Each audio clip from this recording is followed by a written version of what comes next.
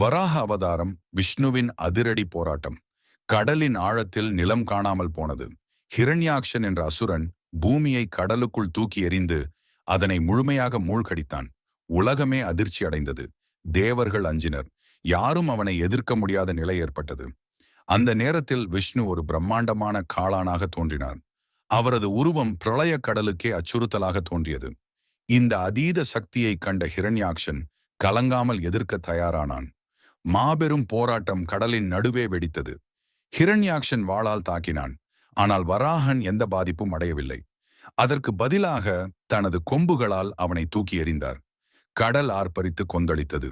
வராகன் கடலின் ஆழத்திற்குள் சென்று அழியாமல் இருந்த பூமியை தனது பெரிய கொம்புகளால் தூக்கினார். அப்பொழுது ஹிரண்யாக்ஷன் மீண்டும் அவனை அடியுடன் தாக்கினான். ஆனால் விஷ்ணு அவனை ஒரே அடியில் வீழ்த்தினார். பூமி மீண்டும் தனது இடத்திற்கு செல்லத் தொடங்கியது. உலகம் சீராகியது.